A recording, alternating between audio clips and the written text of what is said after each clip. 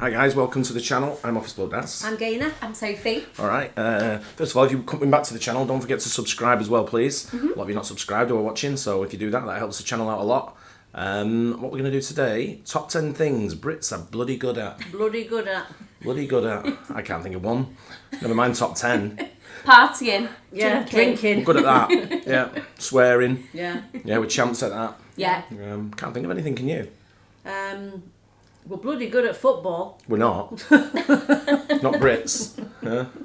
I think the only thing I can think we're probably good at is things like Shakespeare plays and stuff like that, because a lot of the top plays are all British, aren't they? Yes, British yeah, writers, yes. and all things like that. So Yeah. it's the only thing I can think of. And music we're not bad at I can say we've got a lot of good Yeah, the bands. music. Yeah. over the years. Yeah. Good at that. And quite a few actors and stuff as well. Yeah. Yeah. Let's see anyway. See what it says. Here we go. Is there anything we can't do? Welcome to Watch Mojo UK, and today we're counting down our picks for the top 10 things the Brits are bloody good at. Would you like a cup of tea, mate? Thanks, Mickey. Love one. Before we begin, we publish new content every day, so be sure to subscribe to our channel and ring the bell to get notified about our latest videos.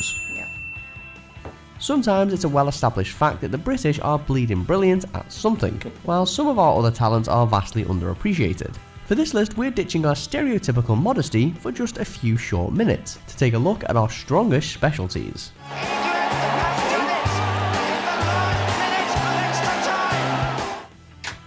Number 10. Theatre. Yeah. Forget Broadway, London's West End is the true pinnacle for stage performers. Not that we're in competition with New York or anything, but if we were, we'd totally win.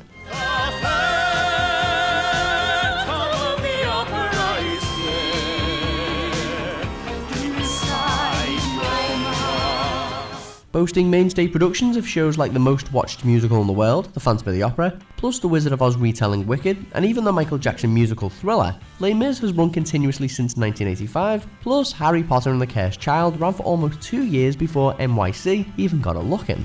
There's basically something for everyone under the bright lights of London's theatre scene. Number 9. Playing Hollywood bad guys. For whatever reason, Hollywood seems to typecast us Brits as the villains, you don't know. and that's probably because we're pretty darn great at it. Oh, yeah. Is that Alan Rickman? Yeah. Yeah. I never knew he was English or British. Because he's No. in Harry Potter, he plays Well, Snape. I've never seen watched that. Harry Potter, one of them in my He life. was also in I just didn't know he was British. Love Actually. Yeah, yes, he was with Emma Thompson. Yeah. I don't think I've watched that, to be fair. You watched it with me. What's it about? It's about Is the... Hugh Grant in it? Pardon? Hugh Grant in it? Yeah. Yeah. Plays the Prime Minister. Yeah. Yeah. Yeah, vaguely. There's a like dancing scene. Yeah, but yeah, I just didn't know he was. Didn't know he was English. Weird that, because now I think back, I think he has got a British accent. Yeah. Yeah. A very I think strong even one. in Die Hard he's got a British. Yeah. Yeah. British. Yeah, he does. Yeah. But in that. Just wind that back a little. And where do we see Phantom of the Opera? In Manhattan. New York, Broadway. Yeah. I've been wanting... Have you seen it? No, it's never appealed to me though. No, it's Well- never didn't appeal to me when I watched it. We almost left.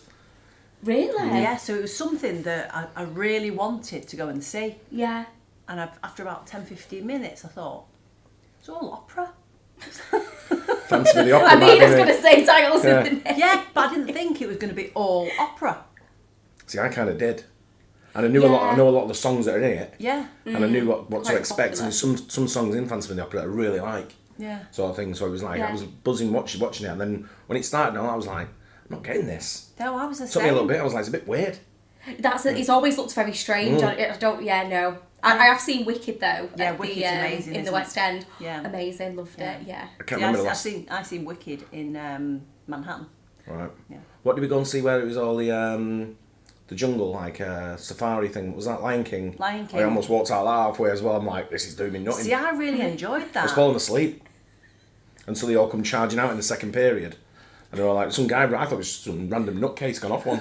He come running down the aisle going, woo! And I went, geez, it made me jump like that. Woke me up anyway. And that's probably because we're pretty darn great at it. Oh, yes. What was it you said to me before? Yippee-ki-yay, mother.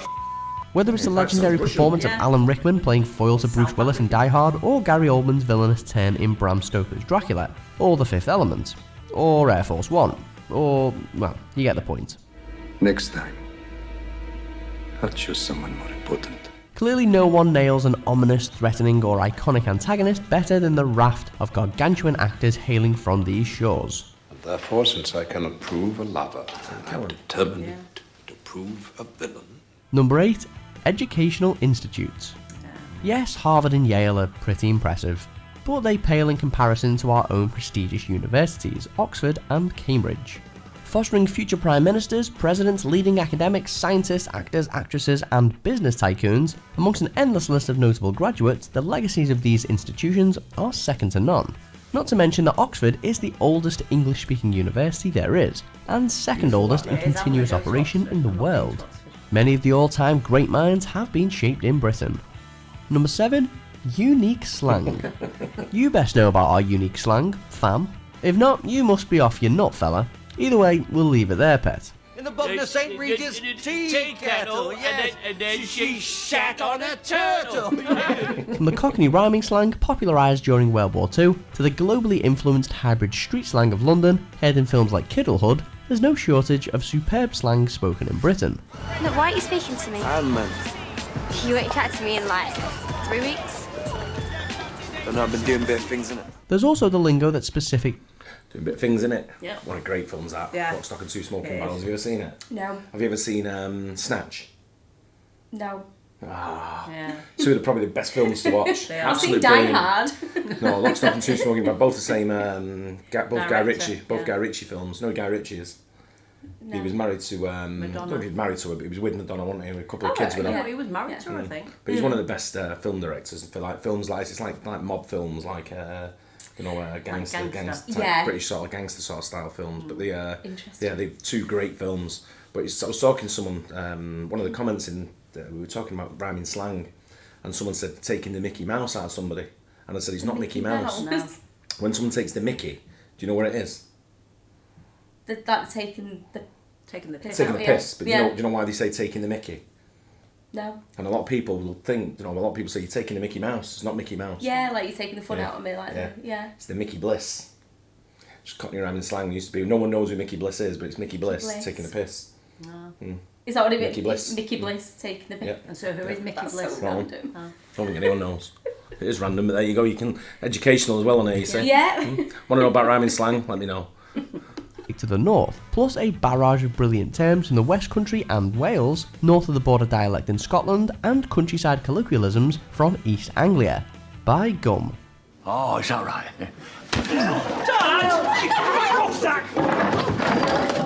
Number 6. Music festivals. Oh, I was going to say Glastonbury alone is probably enough to validate this entry, but throw in Reading and Leeds, Isle of Wight and Download festivals to name but a few, and it's almost overkill.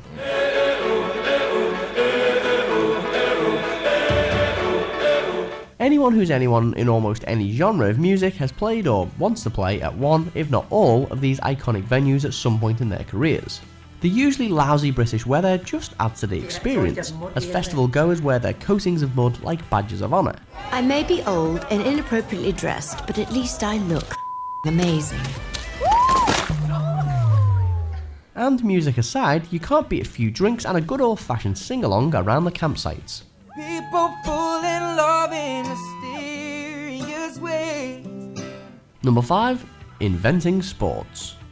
Football, tennis, rugby, cricket, table tennis, golf, ice hockey and even baseball are all sports that originated in the UK. Ice hockey. You're I never welcome, knew that. rest of the Baseball. world. Yeah, it's We haven't done rounders. too badly at most of them either, especially tennis, rugby and boxing in recent years. But globally, football is the most popular sport of all. Never is. Never again. And though will it? England hasn't won a World Cup since way back in 1966, much to everyone's continued misery, the English Premier League is still the most watched league in the world, with players from all countries queuing up to play in it. Number 4. History.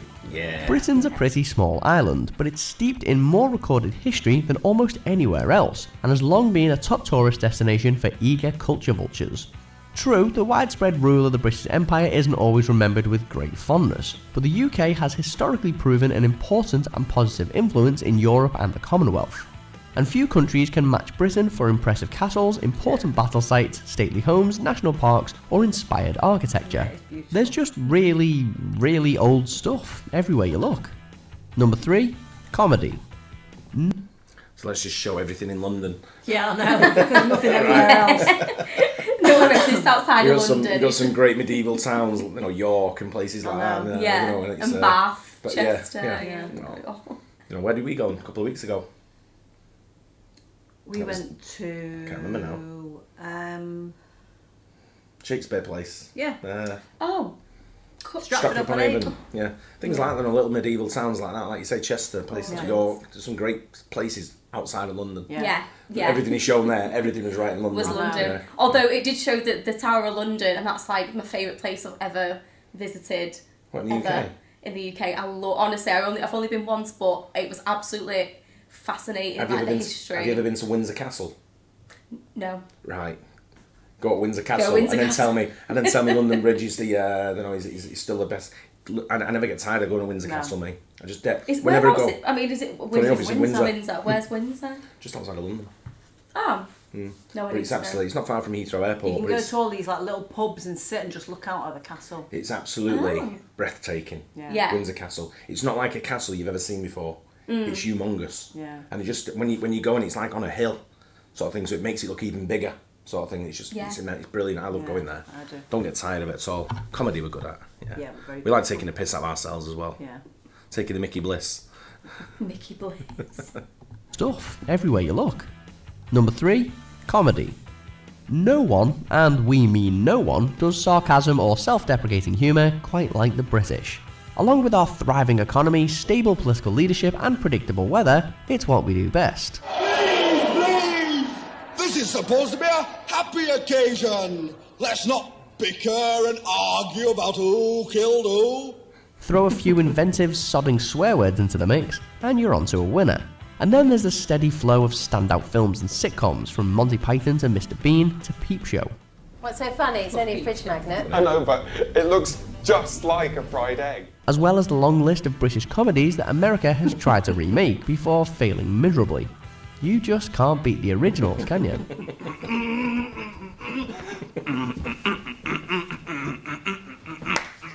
Number 2, writing influential books. It's British authors behind the lion's share of the best-selling books of all time, with Charles Dickens's A Tale of Two Cities and J.R.R. Tolkien's The Lord of the Rings toward the top of that list. To the Bridge of Khazad-dûm. And J.K. Rowling's Harry Potter books are also the best-selling series of all time. What happened? I swear I don't know! But more than the massive numbers, British writers have always been influential in shaping literary styles and genres. From the gothic glory of Mary Shelley's Frankenstein to the gritty realism of Irvine Welsh's Trainspotting, when the Brits write, the whole world reads. So, we all get old, we can't hack it anymore, and that's it. Yeah. Number 1, producing influential music. The Beatles, I think music one's very... definitely the music. It's number 1. I'm not going to argue with that one, I don't think. And even the writing and Trainspotting's a great film. Have you not seen it? No. You should watch it. What's it about? What's it about? Crackheads. Yeah. Just up my street. Yeah, perfect. Yeah. It's like proper, it's a proper 90s film, isn't it? Yeah, it is. I mean, it looks very 90s vibes. Yeah, Ewan McGregor. He's the one on the left. On the left. Ewan McGregor. Yeah. We actually used to go to his hometown, didn't we? Yeah. Quite regular. Ewan McGregor. Yeah, we never got to see him. Did we get to see him? I don't think we did we? No. No. You know, I can't think what I mean, obviously he probably looks different there than he does nowadays. Yeah, very famous actor, very famous Scottish actor. But yeah, it's a great one. But you're right, it's the writing, when you think about it like that, and you look at some of the names they throw out there. Yeah. It makes sense. Old, we can't hack it anymore, and that's it. Yeah. Number 1, producing influential music. The Beatles, the Rolling Stones, Black Sabbath, Iron Maiden, Queen, Bowie, Oasis, Radiohead. We could dedicate an entire list to the influential British bands and musicians, and in fact, already have.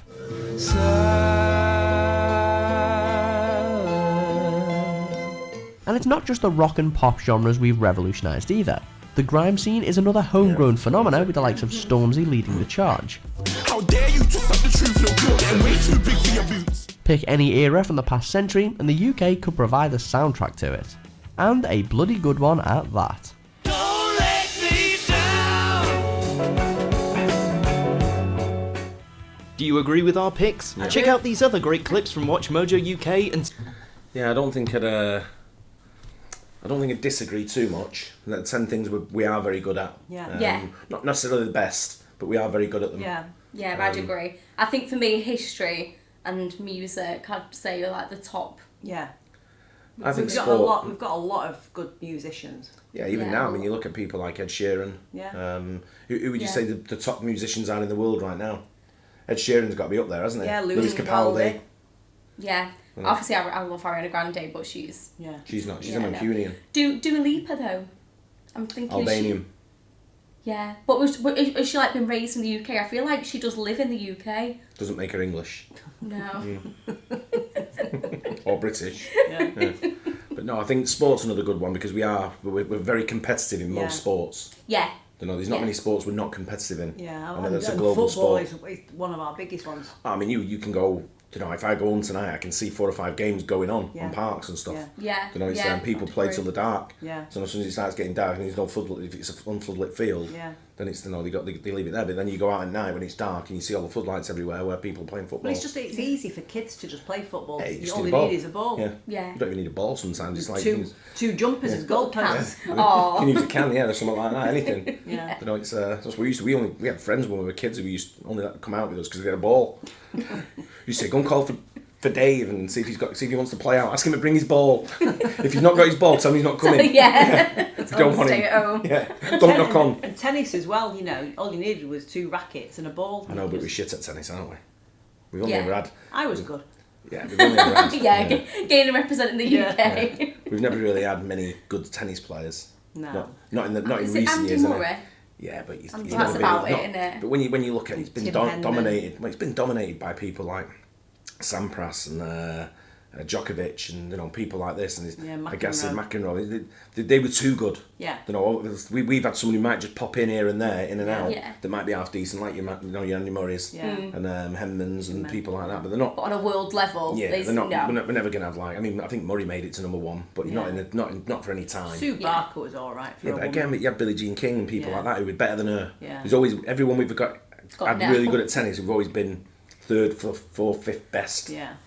So it's but you look at like footballers, we have some of the best footballers in the world. Cricketers, we have some of the best cricketers in the world, or most of them South African, who pretend to be British. But rugby, we've got some of the best rugby players in the world. So it's the sport we are very competitive at and very good at. Yeah. But it's a good one. I enjoyed that. Yeah, I did. Seeing what we're good at. Yeah. But anyway, let us know in the comments if you agree, and don't forget to subscribe as well. And we'll catch you on the next one. Cheers. Bye.